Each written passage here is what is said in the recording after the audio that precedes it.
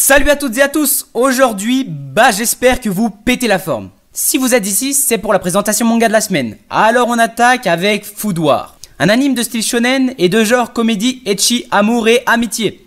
L'anime est paru sur nos écrans en 2015, alors pour ceux qui ne le connaissent pas, c'est le moment ou jamais.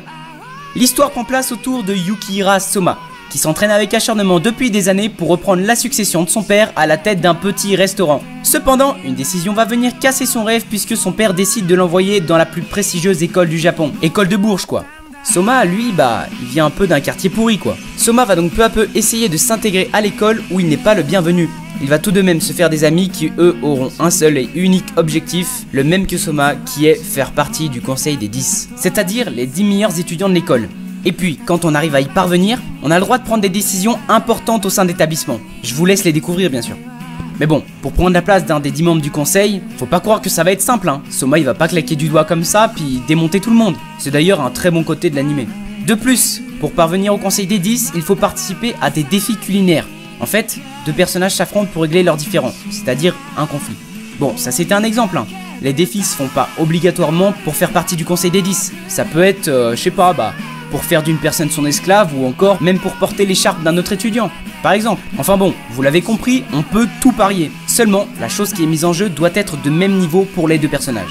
Donc pour accéder au conseil des 10, en fait qui est le but ultime de tout étudiant, c'est sûr que être le meilleur élève de la meilleure école du Japon, ça vous assure un avenir.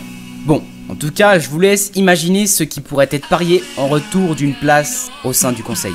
Une chose sympa dans l'anime est que le personnage principal a un caractère qui est très appréciable. Je sais pas si vous voyez, mais c'est le genre de débile qui fait marrer mais qui sait être concentré dans le moment attendu, qui fait croire qu'il est totalement con alors qu'il est bien plus intelligent que beaucoup d'autres. Alors voilà, ça donnera parfois des scènes comiques tout à fait sympas. Ensuite, y a le côté sympa, du fait que Soma va lui aussi rencontrer des difficultés et pas battre les adversaires qui, je sais pas, par exemple, un étudiant qui aurait 3 ans d'études de plus que Soma, voilà, Soma, il va avoir des difficultés, il va pas le battre comme ça. L'auteur a bien gardé cette hiérarchie qui montre que le héros va devoir travailler encore davantage pour accomplir son objectif.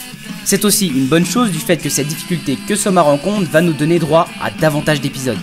L'anime en lien avec ce manga serait pour moi My Hero Academia, ce qui reste bien sûr très critiquable, voire même très critiquable. Mais bon, n'hésitez pas vous à critiquer, je saurai m'expliquer bien entendu. Cependant, là, je préfère écourter la vidéo pour que celle-ci ne soit pas trop longue. Allez, en tout cas, bon visionnage à tous. Moi, j'ai extrêmement bien aimé ce manga. Bon, je pense que j'ai été un peu influencé du fait que c'est ce que j'ai envie de faire dans la vie. Mais voilà, c'est un très bon manga, allez le voir, bise.